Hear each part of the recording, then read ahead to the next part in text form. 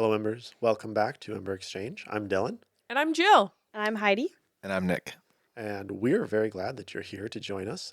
I teased this style of episode that we're going to do. I think it was in the intro with Nick. Specifically, having Nick on the show now means that we've got 4 people, which means that you can split into 2 and 2. If we try to do that when we only had 3 people, it'd be a little awkward because there'd be one of us just talking to the camera by ourselves. But that's not the case anymore. So we are going to be talking about marriage. Christian marriage is kind of like a generic topic, but we have some specific questions. And we are splitting. So Nick and I are going to have a conversation first. Then Jill and Heidi are going to conversation. We could go in totally different directions. Who knows what's going to happen? This is an experiment. The other experiment is that we're not sitting in our normal spots. You're not looking at all 4 of us at the same time. So that's okay. And it's wild and crazy. And we're going to see where it goes. So welcome. And we're glad you're here. And guys, let's stoke some conversation. Let's do it. Woo. Let's do it.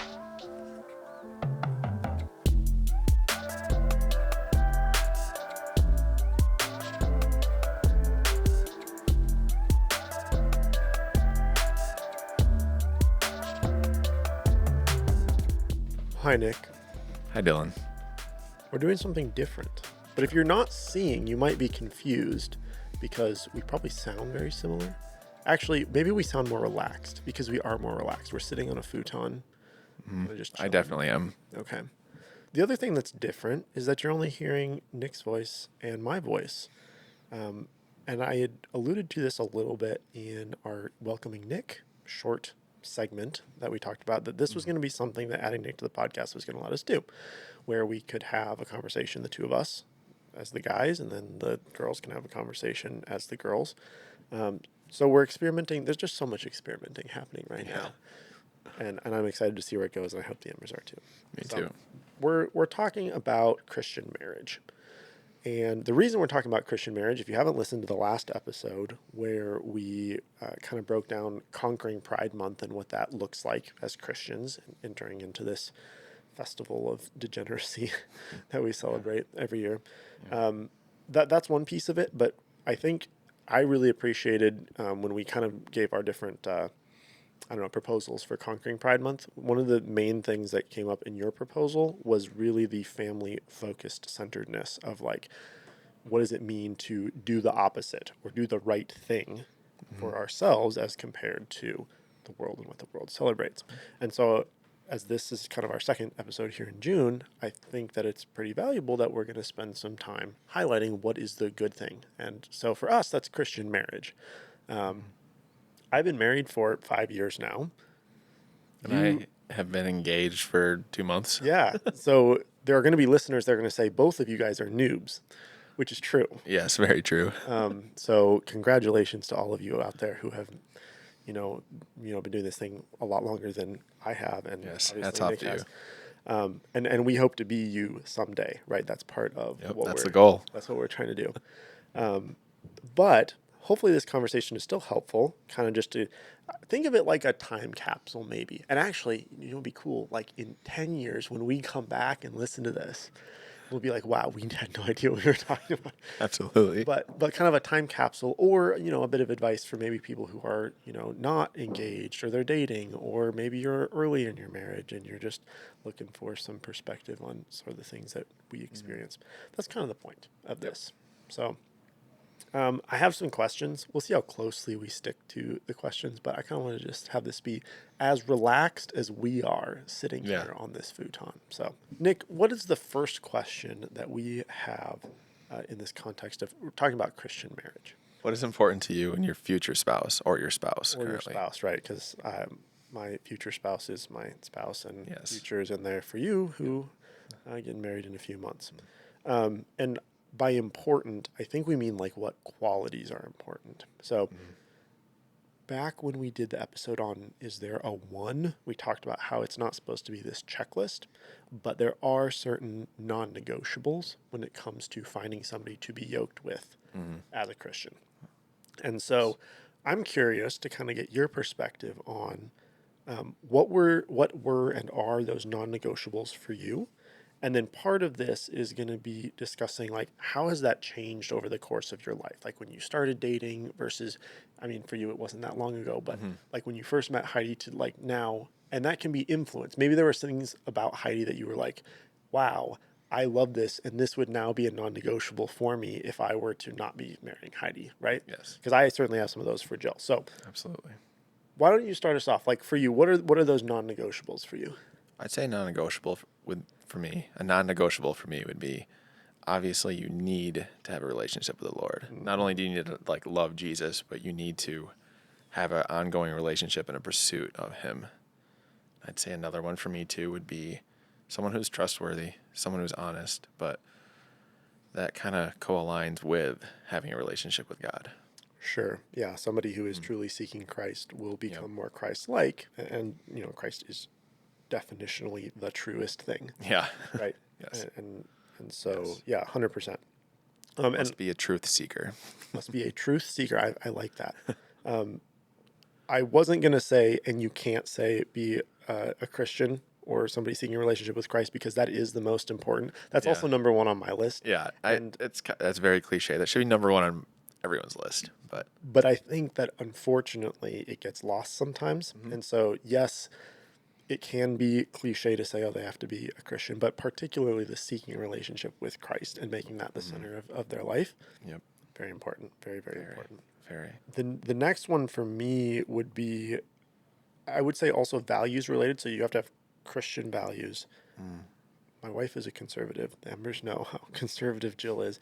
And now that would also be a non-negotiable for me to like a very large degree, right? There's not going to like, oh, like I kind of think some conservative things I think would be a hard sell if you're not like going to be going to the gun range with me and concealing and Yeah.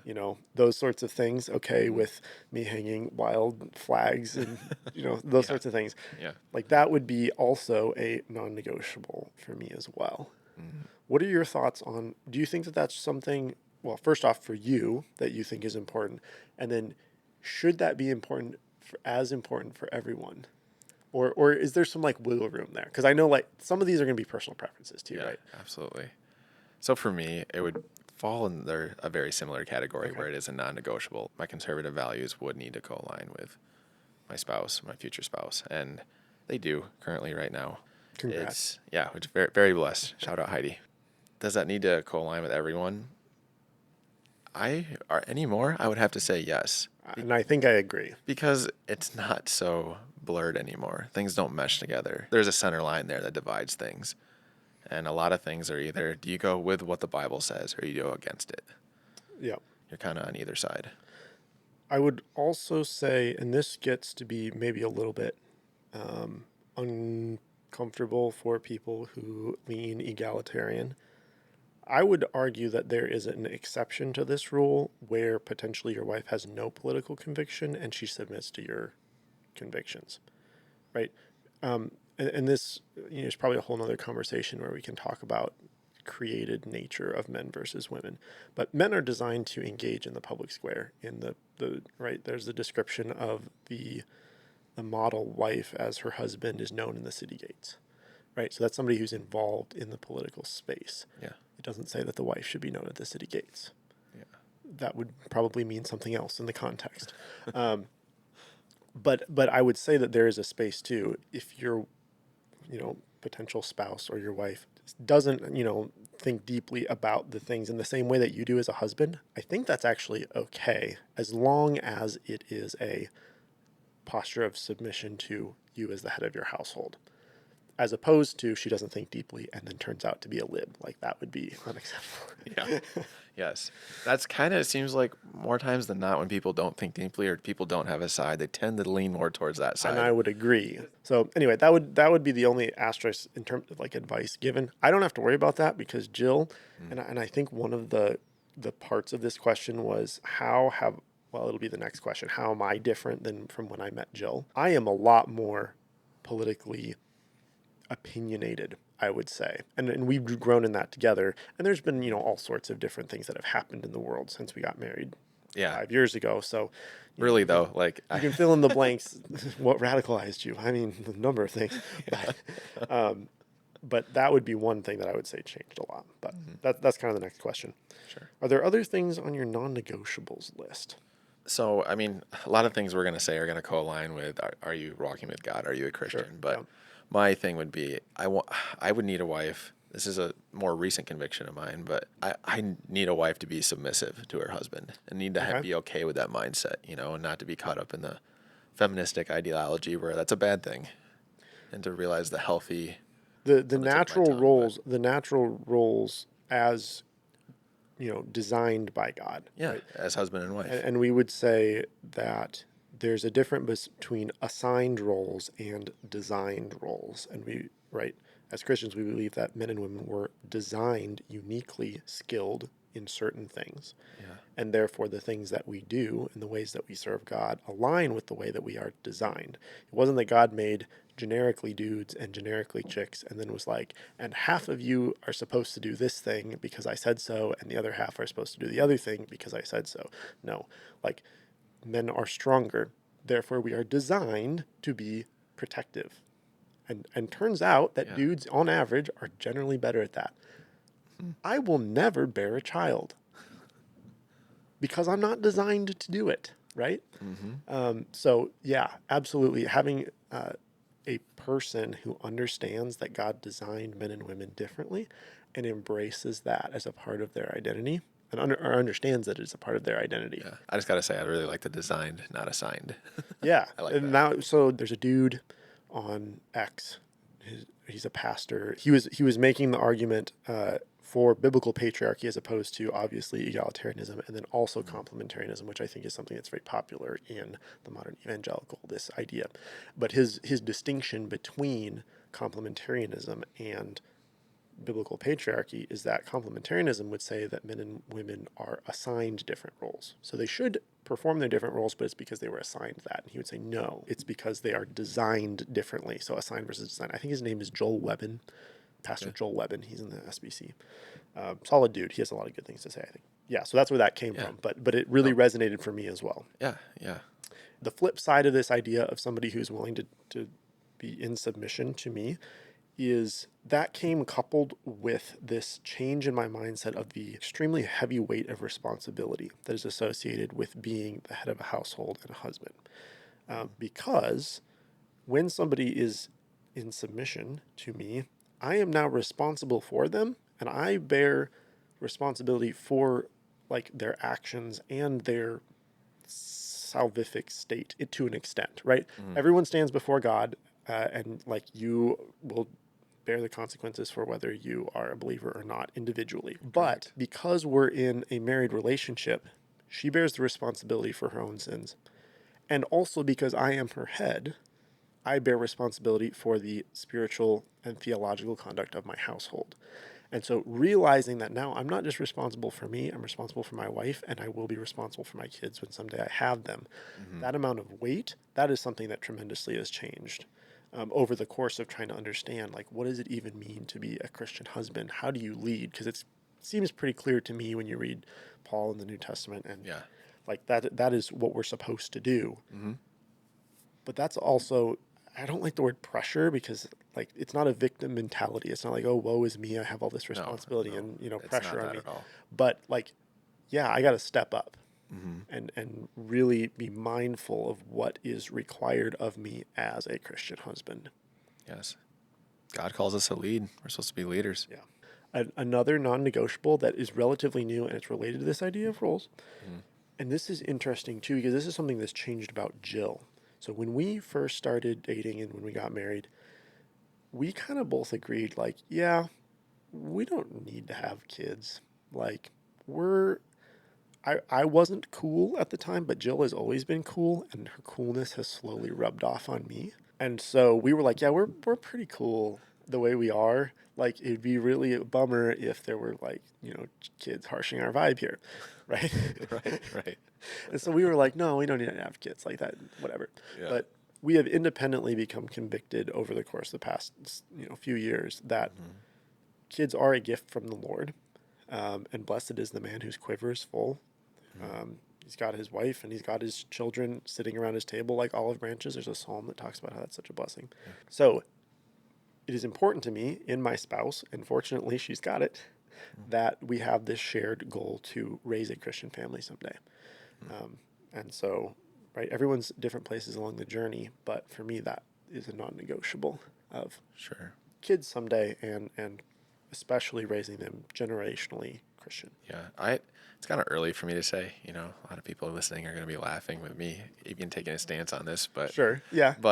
I would say slowly, like just probably within the past couple months, that's kind of something I lean much, much farther Sure. towards that. And like I said, everybody's at a different place on the journey. I was so far away from ever wanting to have kids Yeah. at one point, and so I there's can also relate. space. There's also space too, right? Like you get married, you want to enjoy being married for a little bit. I don't think there's anything wrong with that. There are some people who are saying, well, if you're not cranking out kids like day one, to the people that do that, good for you, and God's given you a heart for something amazing. Mm-hmm. But I don't also think that there's a problem with saying, like, let's experience what it's like to be a married couple for a little bit. No, not at And, all. not everything has to happen right away. Oh, this is actually really interesting, this last one. We just came off of a conversation, which I won't disclose to the Embers. But the common thread here, and I wrote this down before we had this conversation, is having your spouse or your future spouse getting along with their family is really important. And so I am super blessed, and I know, and there are going to be Embers out there who that this isn't their experience, Yeah. but I am very blessed to have a great relationship with my in-laws, and it's so counter to what everyone in the media and like sitcoms and whatever says, like, oh, the in-laws, it's the worst. I don't know what that's like. I love my in-laws; they're really great, and I'm not just saying that because they listen to this podcast. I promise. But thank you. But for me, that's been really important. And I think about what it would be like to have everything that I have with Jill. It's all wonderful. And then just have this thorn in my side that's my in laws. So I'm very grateful that I have that as a component. Yeah, they're not in-laws yet, but I Mm-hmm. can relate, and it's such a blessing, because like It you said, really the is. media portrays the in-laws. It's always the bad guys. And it doesn't have to be that way. So maybe that's the point I'm trying to get Yeah. across here. So if you are an Ember and you are not married yet, don't like think that, oh, in-laws are just, they suck and that's just how it's going to be. It doesn't have to be that way.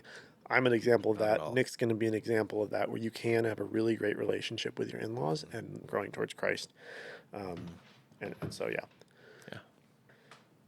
All right, well then why don't we move on to question 2, which I did already touch on a little bit. And this one is, personally, how are you or me, how are we different from when we first met Jill and Heidi? And for me, I've had a lot longer to change. You probably not so much, but I'm sure that Yeah. there's a couple of things that you can think of that's like, boy, even in the span of the, relatively brief amount of time that I've known Heidi, I can see these spaces of growth in myself. Absolutely. So what comes to mind for you in that space? So I would say a big thing that's changed for me, a positive, is just being in the Word every day. Okay. Yeah.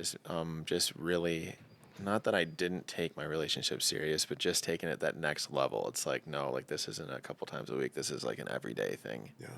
And just being like you were saying, you feel led to lead your household. And if I'm going to lead my household, like I need to have a strong walk. Yeah. And that's very important. I'd say that's a good change that I've had. Another one would be my time management. I did a lot. Obviously, I was single, and you can relate to this at one point, but like I did what I wanted very often, and now it's like I have to think, what does Heidi want to do? You know what I mean? And I think there's a temptation for people, I mean, particularly if you're deep into the manosphere, the red pill sort of influencer space, Yeah. where that gets viewed as a negative, right? Like, you're giving up autonomy for what? What are you getting out of this deal?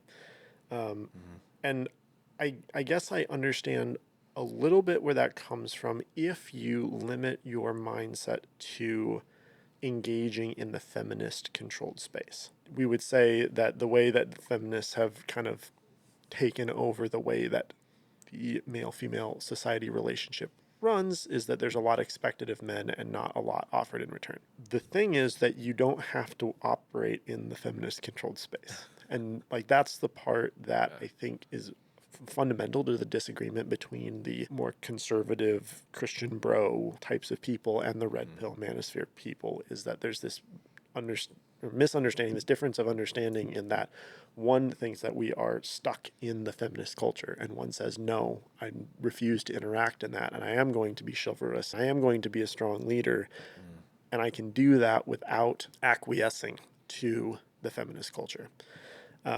So that's the biggest thing, I think, in the shift of perspective, because some people are going to say, "Oh, yeah, Nick, he's whipped now. He doesn't get to do what he wants to do, Oh, sucker." definitely. You could kind of But see my pauses in what I was saying because I understand how it could be perceived, but it's right, like it's a true change. and people do perceive it that Hmm. way. Um, Absolutely. Myself at one point.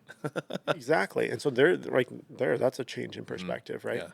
Yeah. But as soon as you understand that the natural order is to lead a family, right? The natural order is not to be, having five baby mamas and driving a Lamborghini and doing whatever you want whenever you want. Yeah. That is hedonism Hmm. for the most part, right?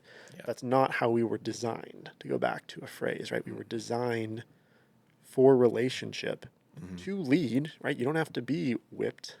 You can lead your family. Yeah. Um, but you will be better, and I know that I am better because I have Jill supporting me, and I get to lead our family into whatever God has for us. So, Hmm. 100% agree. And I just wanted to kind of really dig into Yeah. that piece there, because that's something that I think a Yeah. lot of Thank people you. might say is like, "Oh, that's a negative," but no, it doesn't have to be if you have No, the right no, mindset. not at all. So, Not at all. one of the things for me that's changed a lot, I already talked about the weight of responsibility with Hmm. leading a household. I have a lot stronger of opinions. So the very fact that we're even having this conversation and sitting and doing this podcast is entirely a product of the fact that Jill has helped me become more outspoken in my opinions. Because I held truths to be true, Yeah. as one does. Hmm. But I think I was much more reluctant to voice those opinions. Whereas now, like, I'm putting this out on the internet for lots of people to listen and criticize and make fun of my face if they want to do that, right? And I would never have done that without Jill, because Jill is, if I had to describe Jill in one word, it would be tenacious. It 100% captures her. Like, she does not give up. She will go after everything and work Hmm. harder and faster and better than anybody around her. And that is hopefully, I think, rubbed off on me a little bit, where I'm now willing to be more open Hmm. and vocal. And associated with that is that I'm also a lot more outgoing. So generally kind of a nerdy, quiet guy, but I have opinions. I'm willing to share them, and that also comes with, I think, being more willing to put myself in social situations that otherwise would have made me very uncomfortable. So, Yeah. 2 thumbs up for Jill in helping me Thank be you, Jill. better. Yes, thank you, Jill, that we're even being able to do this, to kind of like encapsulate all of this stuff. So we talked about a lot of different qualities in ourselves, Hmm. in our spouses. I saw that this was another X post that I thought was very interesting. And I've thought about it a little bit. I had an answer at the time. I'm interested to get your thoughts. But the question is, if you had to describe, and I'm going to add Christian to it, but if you had to describe Christian manhood in one word, what would that word be? And I had to sit and think Yeah. about it for I'm a little not. bit Yeah. I'm gonna too. think It's about it for a okay. second. A little bit of a pause, but Yeah, yeah. If it helps, the post that asked the question, the suggestion that they gave for one word was duty. mine. What came? Well, I'll just say what came to my mind Yeah, go for first it. would be discipline. That's really great, and that's in the vein also. So Hmm. I think the word I came up with was responsibility. Yeah. Discipline as a more active characteristic Yep. to it, and then I really liked, there was somebody who commented on my post and suggested a yet another option, and the word was command. And I actually really like command because I think it captures discipline and responsibility and duty All in. Yeah. all in All in one. It one. has a lot of Yeah. aspects to it. So Yeah. tell me why you said discipline. Because as so someone, I guess I'll back up a little bit. With someone who had non-Christian relationships before this, to be motivated by someone who loves the Lord makes you want to have discipline and discipline yourself, and that includes, and if you're serious about that, and you're following the Lord, so many things follow suit. Can you define discipline for us really quick? Discipline would be to not to succumb to my urges, my desires, the things I want to do, and putting those far underneath and putting other things first, Sure. and doing that daily for the purpose of the betterment of our relationship, not only with Jesus, but like with each other. Yeah, for sure. And I would concur with that, which is why I like duty, I like responsibility, and then command is even a little bit broader, and so we can talk about why. But Yeah. I I generally am opposed Okay, so I'm going to show my hand a little bit here. I am not a huge fan of John Piper's Desiring God. I recently just went through that book study with a group of guys, which the group of guys was wonderful, and the conversations that we had were very informative and enlightening, and iron sharpening iron all over the place. The challenge, or one of the main challenges I had with the arguments presented there, was this idea that you should always be seeking your own happiness. The caveat there being that the greatest happiness that anyone can experience is in God. So if you're seeking the greatest happiness that anyone can experience in God, then you're probably doing the right thing. Okay. But what you are describing, it also resonates with my experience of it doesn't always feel like I'm doing something because it's going to make me the most happy. And so making that the motivator for everything is not going to it doesn't work for me, right? And I think a lot of men maybe resonate with that because I could go on a very long rant about the Yeah, feminization you really of the opened up a American can here. evangelical church, but men have this desire to do the right thing because it is right, not because they feel a certain way. And when you tell a guy, hey, look, I don't care how you feel, honestly. You're a dude, be a dude. Yeah. It doesn't matter how you feel, you do the right thing because it's the right thing to do. That, you tell that to a woman, that's crushing. You tell that to a man, it's very freeing. I find that very freeing to be able to say, no, I'm doing this thing because it's right. I'm doing this thing because it brings me closer to God, because it leads my family closer to God, because it, elevates my wife and gives her protection and security and those sorts of things. And inadvertently, it turns out that you end up being happier if you do those things, but that's not why I'm doing it. I'm doing it because it's the Yeah. right thing to do. And to me, that falls under this idea of discipline. You're doing a thing even though it doesn't feel good immediately because you know it's the right thing to do. Responsibility, you're bearing that weight and duty, right? Absolutely. And then the way that those fit into command, I think, is really interesting because this gets into a whole other philosophical discussion about the civil magistrate and where the authority in a family is derived. Hmm. So it's the relationship between Christ and the church, and Christ has authority over the church, and the church submits to Christ's teaching Hmm. and his example. Same sort of thing in a marriage relationship. Husband is the head, so he's deriving his authority from Christ in the theological sense. In the physical sense, that will be, I think, derived from the civil magistrate, who also derives their authority from God. And so there's this, like, command is very like militaristic sort of term, right? It's got that connotation Yeah. of, right, if I'm a soldier, there's somebody who commands me, and I have a duty to obey those commands. Hmm.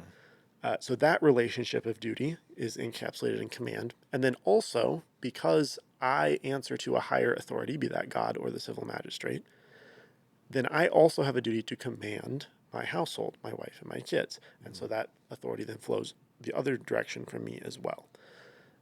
So both of those directions of relationship are captured in the word command, which is why I really liked that comment. I like command because it, like you said, it describes everything into one. But command to me is more reason to do it because it just reminds me it's a command from who? The Lord. Like the Lord Yeah, commands us to be the leaders. We all want to be led. We all want something to follow. We all want, to be guided. And having that realization as a man, you realize you're like, okay, I'm the head of my household. I need to be that leader that they can follow. And it makes you step exactly. up that much more. Exactly. So that's kind of what command, I guess, reminds me of. Yeah. But yeah. So if you're a dude and, I want to touch your face, uh, uh, of the modern Yeah. evangelical worship, it's all very feminized. If that's something that's not resonating with Yeah. you, that's not because God isn't real or the church isn't for you or right those things. I think it's because we've really lost that sense of duty and responsibility, Yeah. and that's okay to be like God, like we said, created, designed versus assigned. We were designed to be a certain way, and I think part of that includes this idea of command and duty. So that's okay. Lean into that because you are ultimately subservient to Christ, just as your family Yep. is in submission to you. So Hmm. all the directions of relationship.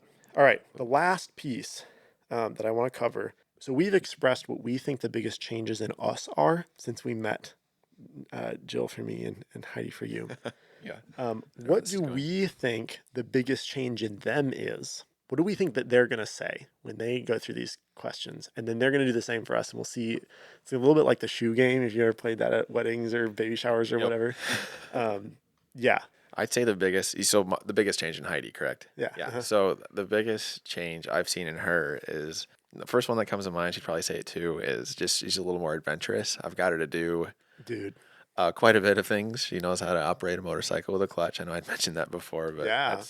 I'm pretty excited about that. Yeah, just her adventurous side has really come out. Like her doing stuff that makes her uncomfortable, is teaching her, I guess, how to be comfortable being uncomfortable Yeah. in situations, and just seeing her really kind of run with that instead of just doing it so much more, to like make me happy or whatnot. I've seen her kind of enjoy it. That makes And the reason I know this is this was actually in the acquired taste episodes. I don't remember if we edited it out or not, but she said that one of her acquired tastes is watching motocross races. And we asked her if she would do it without you. And she said, oh, yeah, I like watching motocross races now. So there's like a thing right there where like she actually likes the thing. She's not just doing it to impress you. Yep. I'd say the second biggest change with her would be Heidi is very welcoming and trustworthy with a lot of people, and maybe as much as she's helped me to be more trusting of people, I've kind of taught her to be a little more skeptical and be like, hey, watch out for this, watch out for this. And I think her guard's up a little bit more, but not too much. She has a very good balance of it. So The Embers have definitely seen that transformation happen. Like if you go back, our Girl Bosses and Guns episode, I think that might have been episode 1. Like she was just shocked that there might be people who would want to take away your guns because they didn't like you. Yeah. And now I think she would be like a little bit more onto that. So thanks. All right. So Jill, biggest change. I honestly think that she's probably going to mention the change in wanting to have kids because that was like, and I know I kind of said it. It was like, oh, neither of us really wanted to. I didn't have a strong opinion. I hadn't thought about it a lot. I was like, oh, okay. And she was like, I don't want to have kids. And I was like, cool, neither do I. But I hadn't thought about it a whole lot. But like, I think she had thought about it and like, no, that wasn't the thing that she wanted to do. But now she's like very on board and excited about the prospect of raising up kids, generationally having children who we believe to be Christians because they are inherited into the covenantal relationship. Yeah. So, like, that's, I would say, probably the biggest change is that transformation. And the best part about it is that it wasn't me nagging her saying, I want to do this thing, and her, like, slowly getting worn down about it. This was, like, something that we independently kind of came up with. That's and then great. we came together, and it was like, yeah, I've been thinking about a thing. Oh, I've been thinking about a thing, too. You go first.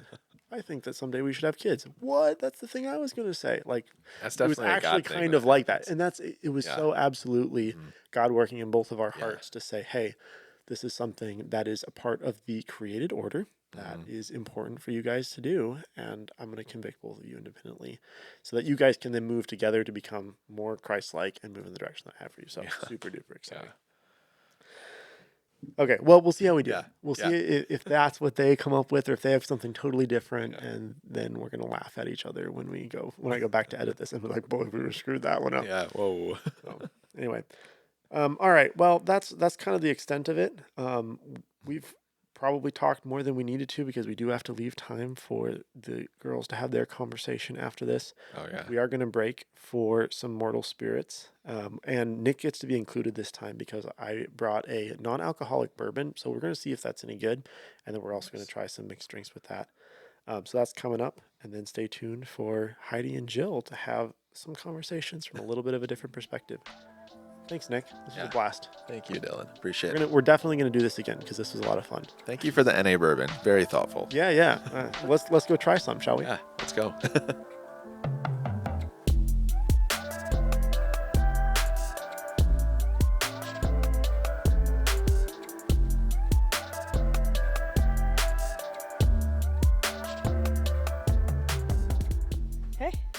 Okay.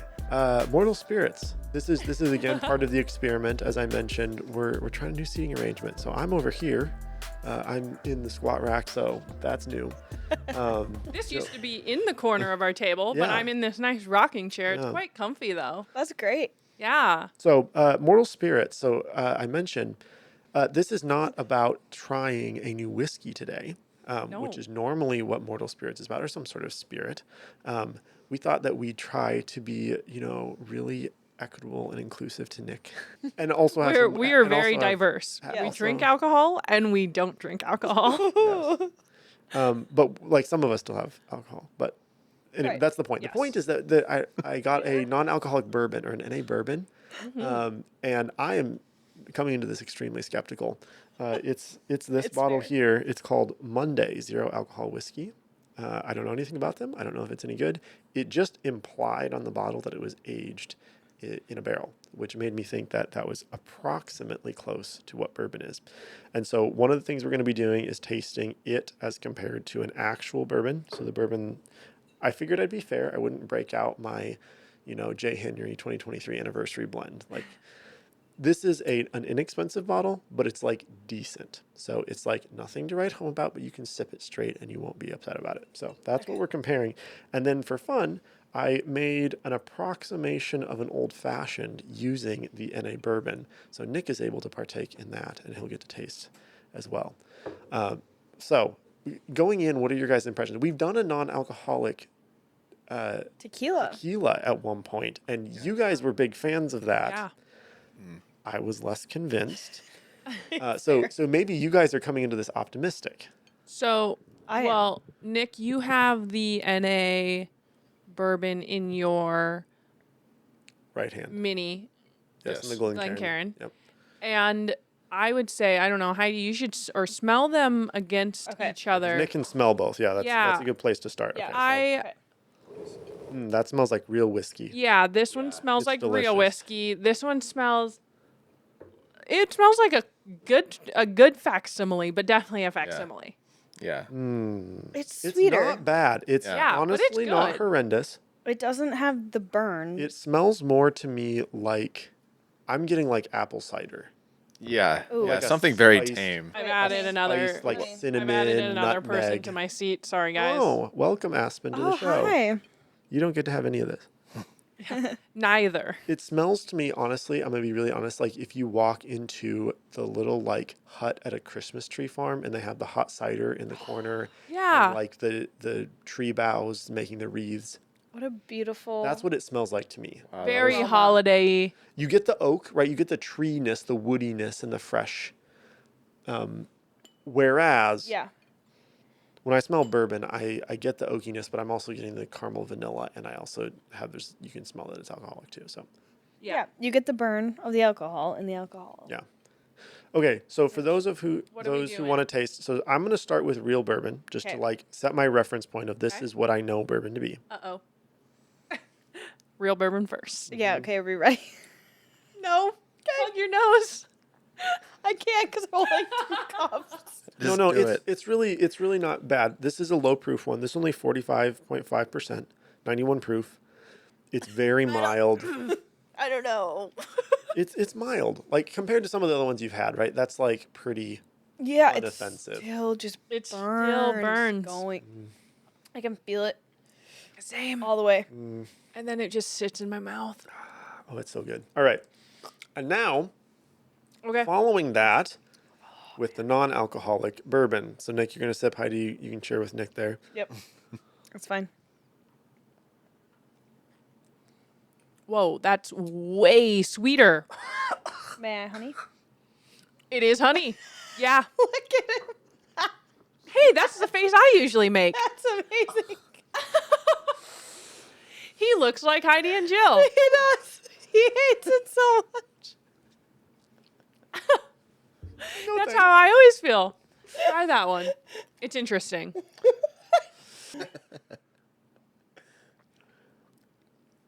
Oh, I love it.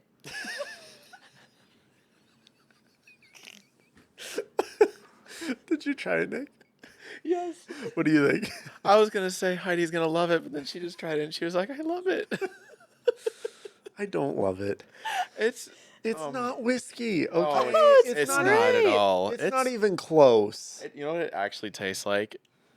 Like what you said. It tastes like some apple cider. It's like It's like if you watered your Christmas tree with apple cider and let it sit for a couple days and then sucked it back out of the tree stand. it tastes like a sweeter apple cider vinegar. I don't get the vinegar at all. I think it's great. I'm trying to dissociate it with something that has like a little tang to it because I don't drink anymore. I'm trying to think Yeah. of Okay. something that it tastes like for Now me. that I guess. Close. now that I'm prepared for it, there's like a hotness, like a peppery hotness, which I think is what they included to try to make it, Sure. feel like the burn of the alcohol. So that's there. And otherwise, it tastes like apple cider. The biggest thing, like the first thing that smacked me was the mouthfeel is completely different.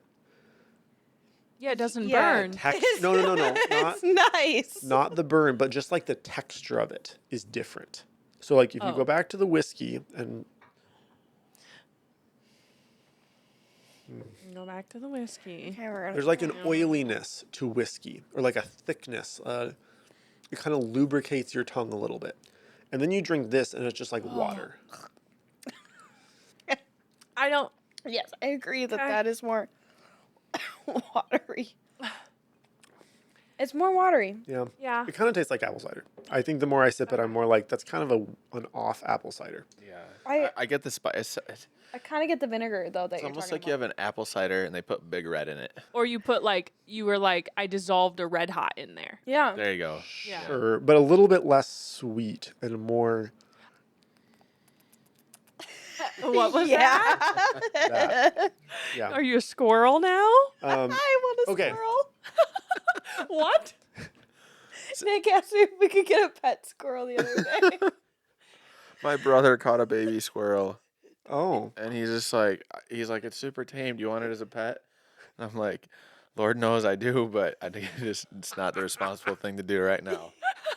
I've seen too many videos of people having them on a leash and they like hang out on your shoulder and stuff. It's like a furry parrot type thing.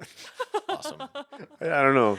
I put the kibosh I on could that. see you. I could see you being a squirrel guy. Oh Yeah. yeah, me too. But What would you unfortunately, name the squirrel? Monday. Probably Scabs. Oh. No. Scabs. First thing that That's came pretty to good. mind. That's pretty good. Yeah. All right. So the last thing we have to taste, and I think that you guys will enjoy this. This is now a mixed drink. I tried to make an old fashioned, but it turns out that an old fashioned also requires other ingredients which have alcohol in them. So this is an approximation of an old fashioned using some, out there approximations. But hopefully it's still good. It's mostly the NA bourbon, and it's got some like citrus and some sugar. So All give right. this a taste. See what you think.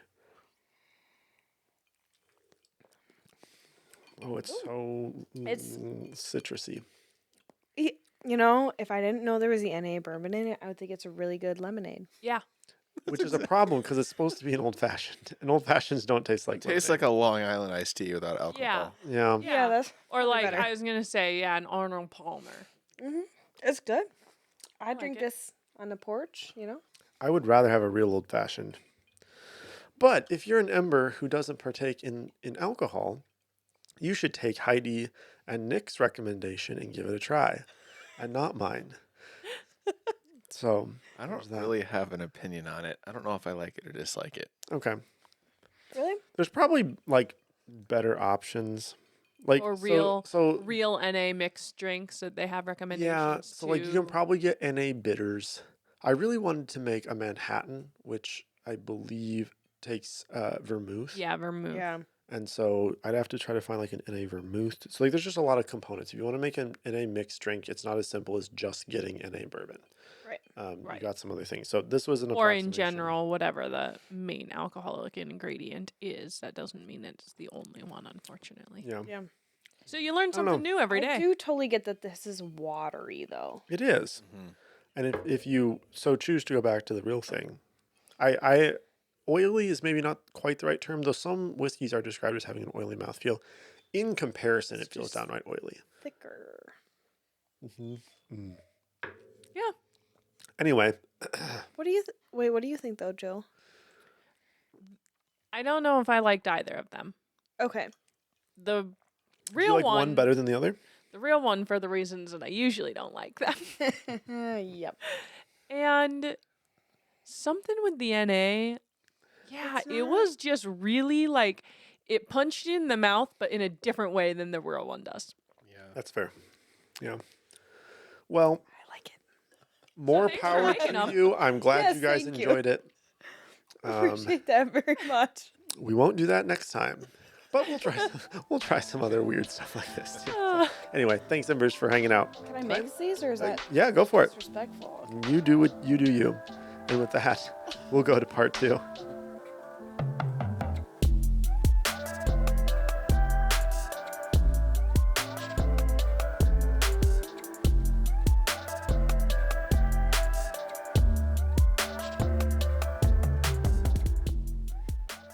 Well, Here we are. yeah, here we are. We are both in Christian relationships. I am married as of 5 years for the Embers that are not aware. Our counterparts, Yep. my husband is Dylan. My fiance is Nick. Yes, fiance, which Mhm. is kind of recent. Yeah, it's recent. about like 2 months, Yeah, couple of months. month and a half. So you are just in the thick of it with wedding planning. Yeah, because we decided to get married within 5 months. Nice. Yep. Yep. Hey, I did that. It worked. It works. 5 years later. It's been interesting. Most people think we're a little crazy because we're not doing anything small either. Yeah. So, one thing at a time. I have a dress. That's good. We have a place. That's also great. People are going to show up. Honestly, you Do we don't need need anything anything else. That's it. We have a phone that we can plug in somewhere Perfect. and there will be music. The important thing, you have a fiance Yes. and a place to say I do. There you go. Then we'll both be wed. You will both be wed. Yeah, we'll all be wed. We'll all be wed. To our significant others specifically. Not to each other. Not to each other. Nope. No, this is not a throuple. No, that would be a Quad. Polygamy. It's just straight polygamy. Yeah, at that point, it's just polygamy. That's what it is. We don't. And we're not swingers. No, we're not into any of that, We guys. We were talking don't. about navigating growth in a Christian relationship, so we're gonna navigate that. Which would be one husband, and one wife. Yes, it would be. Honestly, that's hard enough sometimes. So I don't like. Yeah. Throughout relationships, they change, right? Yes, very much so. Especially in Christian relationships. Granted, I have not been in Yes. even my current relationship for that long, but there's been growth and development. Very much so. And a lot of that has to do with our walks of faith too. And so like how do Yeah. you navigate that with For sure. a person that you're like wed to? Yes. Kind of what we're going to be talking about today. For sure. So we had, I guess, some key questions to hone in on and to start us off. For you, future spouse, Mm-hmm. for myself, what was important to me. But there are obviously things that we were maybe looking for Yeah. or hoping that our future spouse would have someday as females. Okay. And there's always the stereotypical, like as women, you imagine this wedding day. Years ago, We you were dream. probably a 5-year-old walking around with your doll. Like, honestly, guys, I married a teddy bear at one point. No way. Yeah. There is somewhere in our home videos a teddy bear wedding out there. So I'm sorry, That's dear. adorable. But and I was first husband. honestly, I mean, now, even today, I was like truly a tomboy. And even I was like, oh, That's a true. wedding. That is something you just know Yeah. is you a dream thing about and you your whole dream life. about, right? So let's go back to let's say like our 12-year-old self. Even then, you probably had things that you were like, oh, when I start dating, like when my dad lets me date someday, like I'm gonna date, for me, let's say, he's gonna be tall and blonde Yeah. and he's gonna be funny and a Christian and hardworking and probably like playing sports because I really love sports. Man, when I was 12, first of all, I thought I was going to be married by the time I was like 21 because Okay. that seemed really old to me. Yeah. I'm like 21, like I'll be able to drink and I'll get married. Obviously, That's those the are the year. two things. And then I'm going to have children by the time I'm 23 and all these things are going to happen. Yeah, he was going to be taller than me, which isn't that difficult. Right. You are not. So You are of the vertically challenged. it doesn't take much. No. Which honestly, though, when you're a short girl, the short guys come for you. It's the way it works. And I haven't experienced this, so yes, okay. yeah, he was gonna like love Jesus and he was gonna be super handsome Yeah, and my, prince yeah. going to come out of nowhere and like sweep me off my feet. Because we even knew what that was. Right. What does that mean? We had Yeah. no idea. We had no concept. No, not at all. I think I really started dating in and then after college. So a decade later after these 12-year-old expectations. Did you think you were going to marry someone before Dylan? Did you ever have that like thought? Yeah, I think so. Yeah, I did too. Yeah. And maybe my 12-year-old expectations were more shallow, but they were also more realistic. Honestly, Actually. though, 100%. Like, right, a tall blonde, oh, he's funny, works hard, he's a Christian, loves Jesus. Maybe some of those things were out of order when I was 12 as well, and I didn't think certain things were as important as others. Right. But they were probably actually more realistic. When I was like, I think I'm an adult college dating list. Like, I'm kind of an adult now, but I really wasn't. I think what was important to me and a future spouse was we're going to be interested in the same things, and we're going to be like Yes. this like magical like compatible thing, which I don't even know. Like, Does it exist? does it? Kind of. But then also part of me, I guess, would say that if you go back to like our first or second episode when we were talking There you about this, go. like the one is not a, like, I don't think the one is a thing. Right. I probably would have said I thought the one was a thing when I was 12. So in college, it was just like, is he hot? Which is All right. so shallow. Shallow. It really is.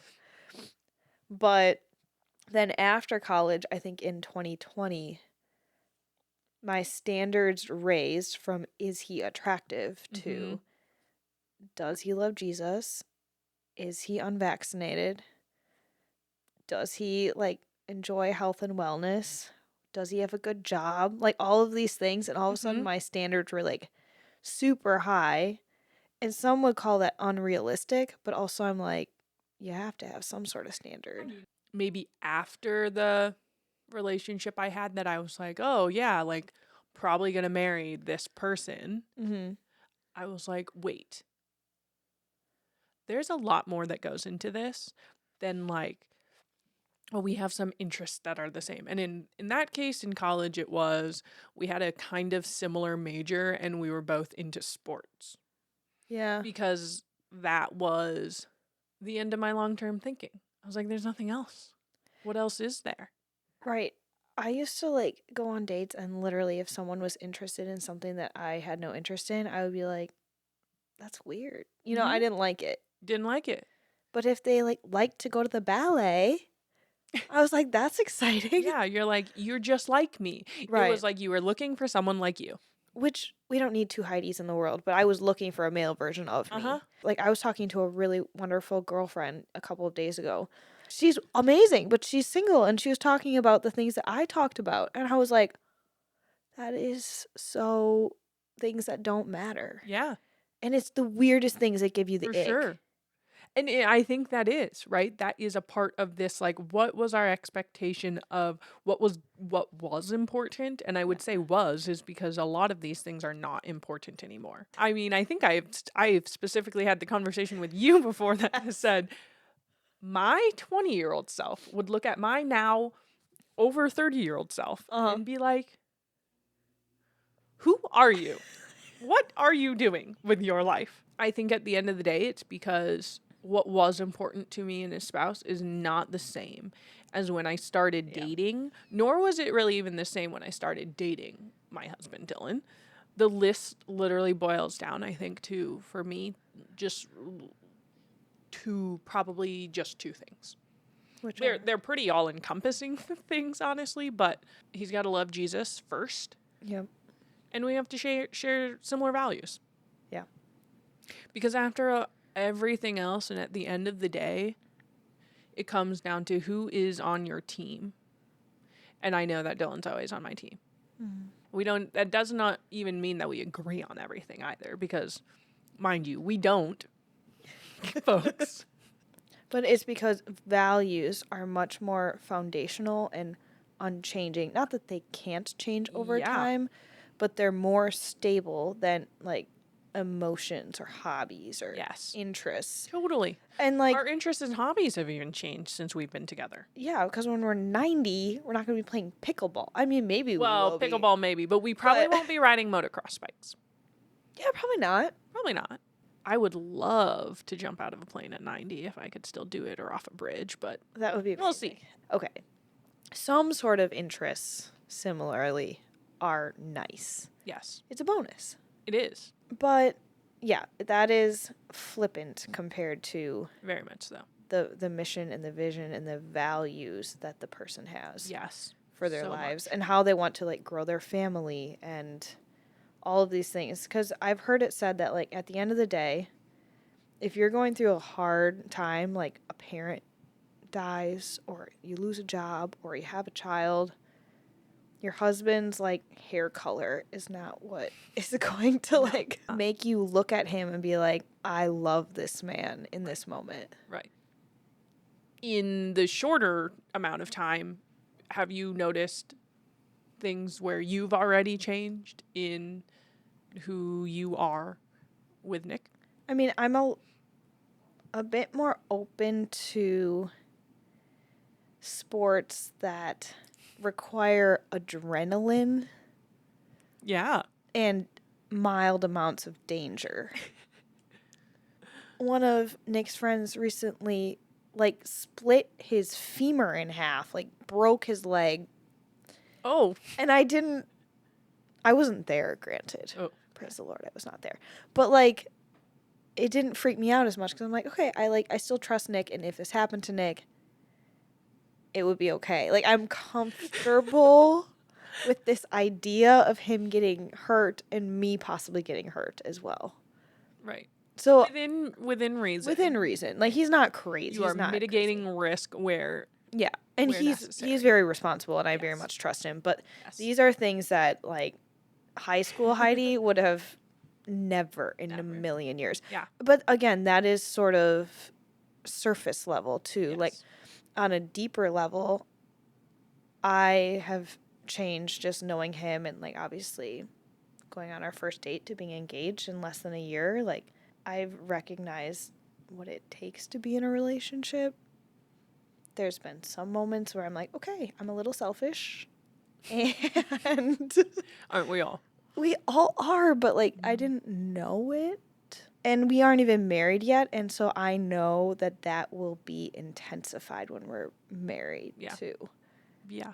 So I know there's lots more growth to happen, but I've seen myself grow and change even in, like, the short amount of time that we've been dating. So Yeah. it's been good.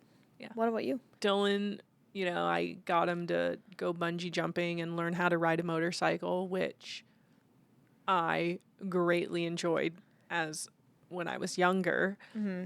He had never touched a motorcycle until he was married to me, and I apologize to his mom and dad about that one, but let me tell you, we have a pretty good time. I've maybe influenced him some in that sense, for sure. Mm-hmm.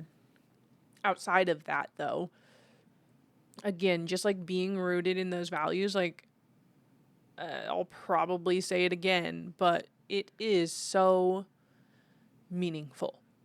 Because, again, I know at the end of the day, Dylan is going to be on my team. Mm-hmm. But I also know what team he is, like, fighting for, right? So we are rooted in this idea that our marriage is a reflection of Christ and the church. Mm-hmm. And how do we best do that? And that really, truly is both of our end goal.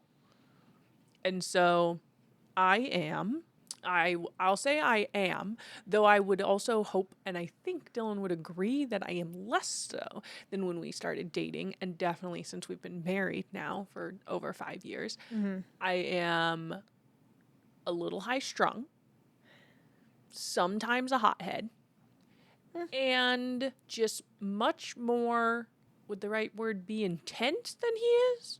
He is just not a really very emotional. Yeah, not like emotional, but he is, and it's great for me. Yeah. But he is just very steady. And that's great. And so even just in how we communicate and how we get through certain things, he has just been there, obviously, to be like, okay, we're going to chill out over X, Y, or Z. And it used to be, I would be like, I don't want to chill out or whatever. Yep. And now it is that looks a lot different. Mm-hmm.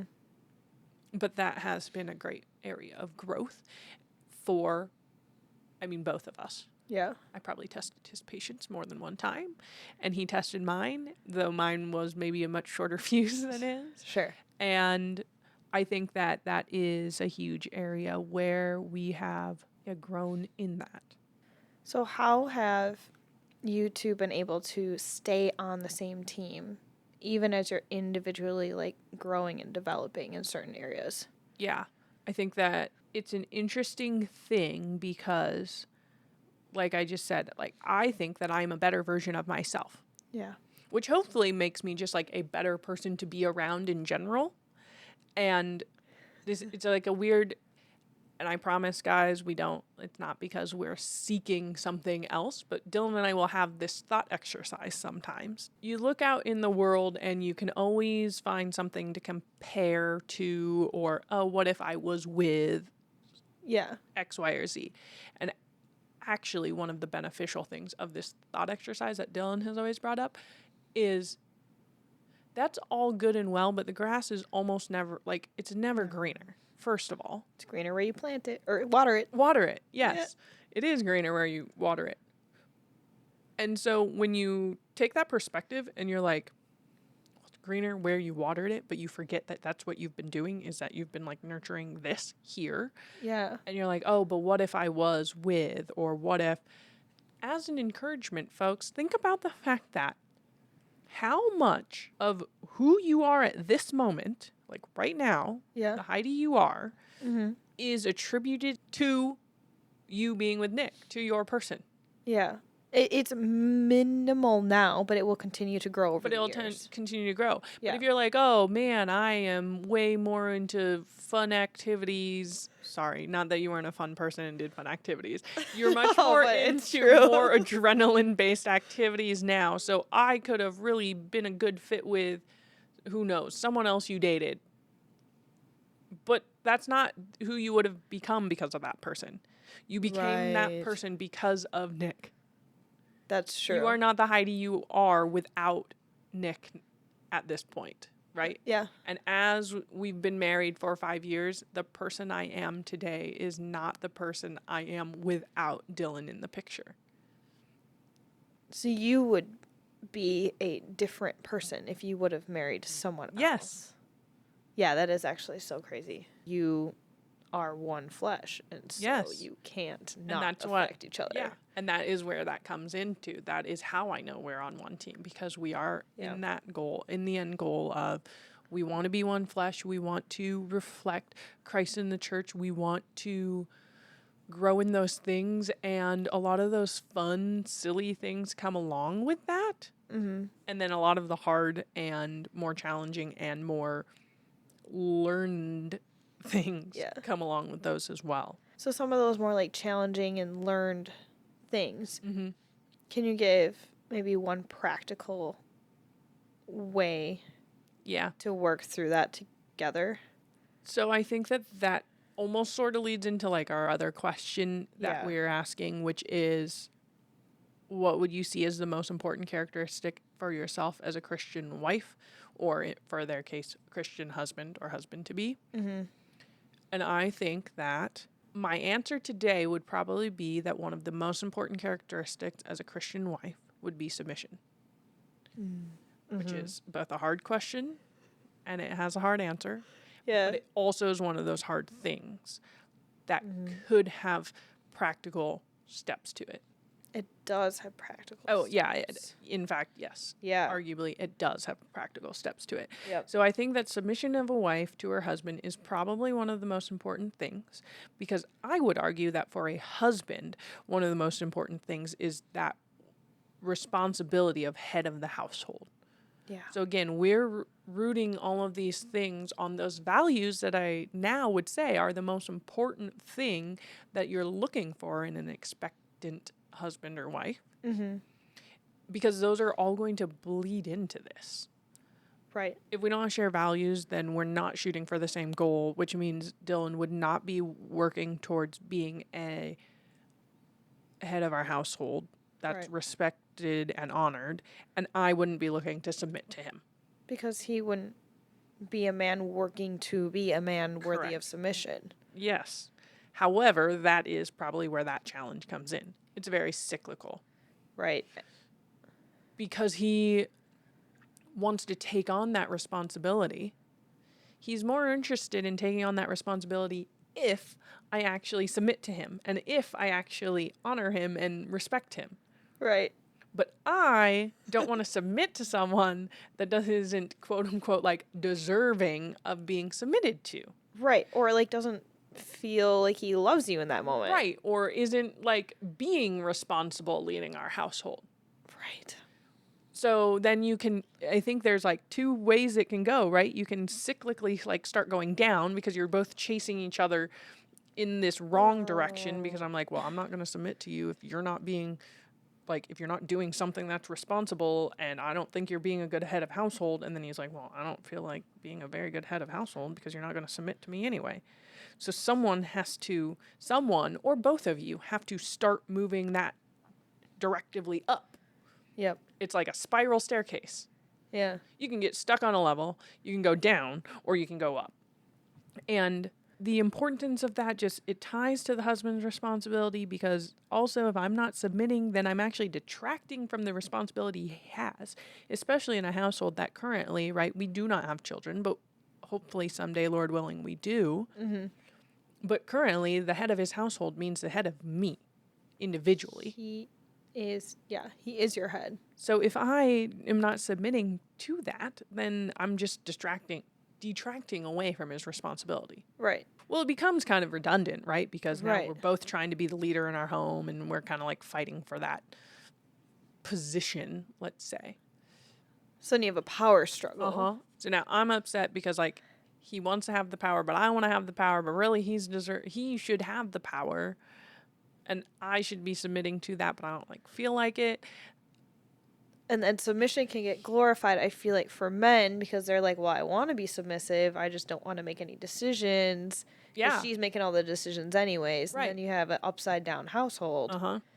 which no matter how you shake it, doesn't work. Doesn't work. Correct. Because it's not the way that the Lord made it to be. 100%. And so, at least for us, Yeah. a few smaller things or a few things that I've decided.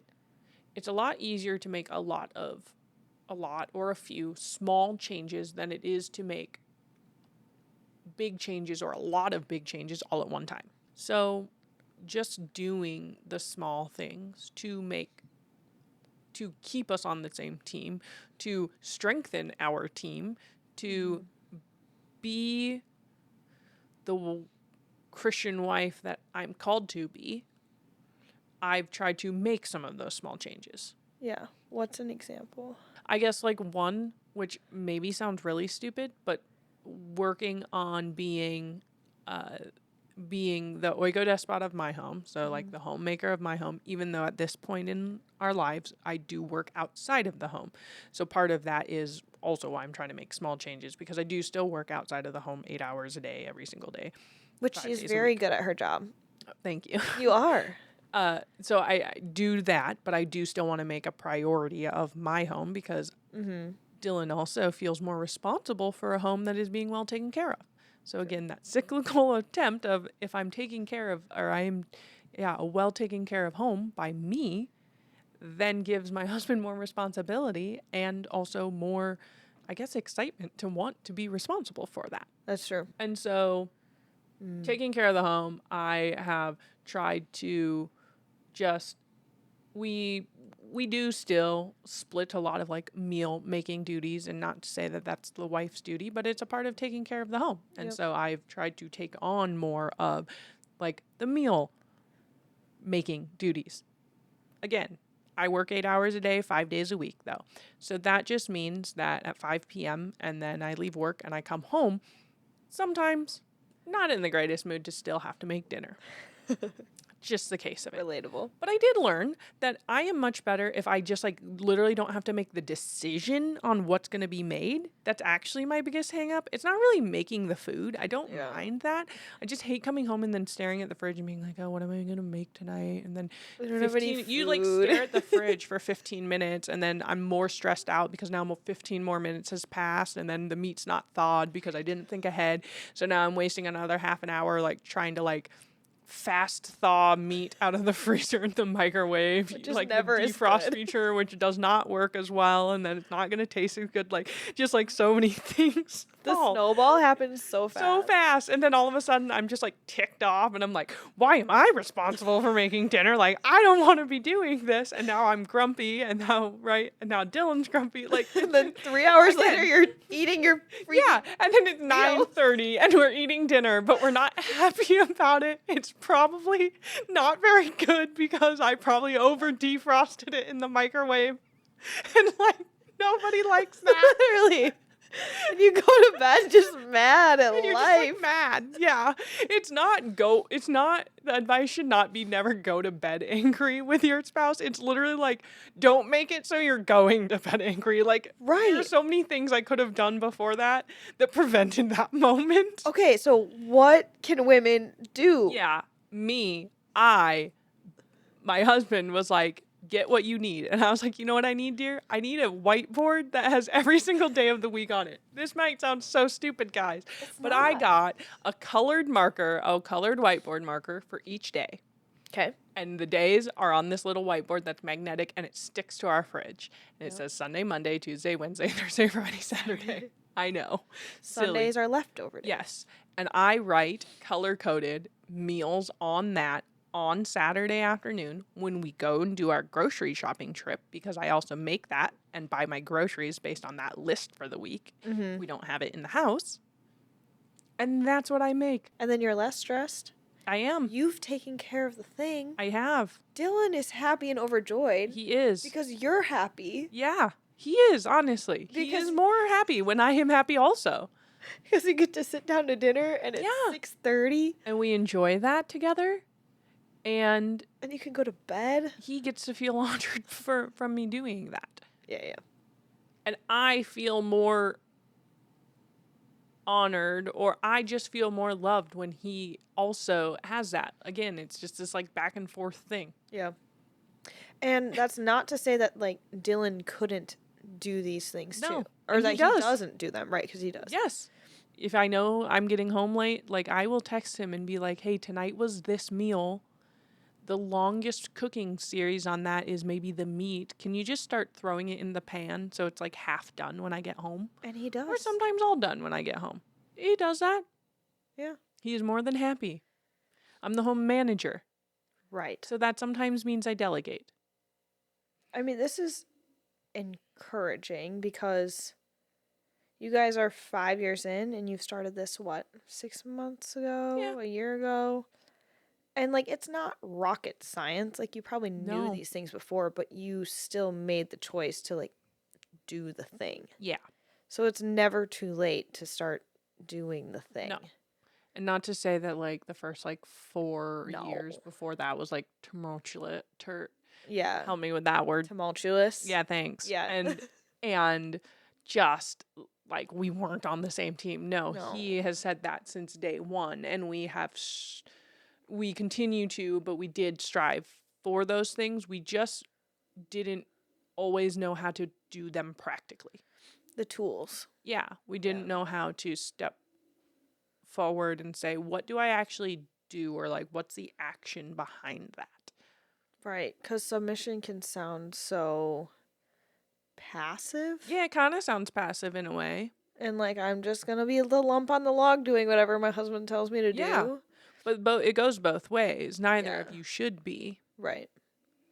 And submission doesn't mean not speaking your opinion or saying those things. Dylan, in fact, asks mine all of the time and appreciates it and tells me he appreciates it. He wants to know what my input is or what I think about certain things or what we're doing. That's one thing I love about Nicholas is that he asks my opinion and values it. Yeah. Because he loves me and respects me, which is the way it should be. Yeah. And that makes me want to respect him in return. Yeah, for sure. And yeah. so I don't know. I think that alone is an impactful and practical step for husbands or husbands to be out there, and then also wives or wives to be out there. Yeah, just asking genuine opinion. Yeah. Ask each other. And then care about the answer. And it doesn't always mean that you are going to agree on the answer. Like I said, Dylan and I agree or disagree on more than our fair share of things. We talk about them. We have differing opinions. We ask the questions of why or how did you get to that conclusion. And then my husband takes on the responsibility to either do the research maybe more for my side because of what I shared, or more for his side because of what I shared or he understood. And we can come back and say, okay, at the end of the day, I will submit to the decision that you make. But he always gives me a why. Yeah, that's important too. He's not like bossing you around because he's the boss. No. And I think that's one of the things that he has probably grown in. Not the most, but definitely a way he's grown. He is just a studious man. Yeah. He has a PhD. He went to school for a long time. All he does is research. So he loves to research in his free time, in his non-free time, and just in all the things. And that's not me. Right. But he does patiently sit and explain and go through his research. Sometimes that includes, hey, can you just listen to this one episode of a podcast that I listened to so that you understand the perspective I'm coming from? So my submission to him always comes from a place of love from him to explain and sit down and go through those things with me. Yeah, that's beautiful. So it'll be interesting to see what the guys say about what their expectations were, how maybe those have changed, or also maybe how much we have changed. I don't know.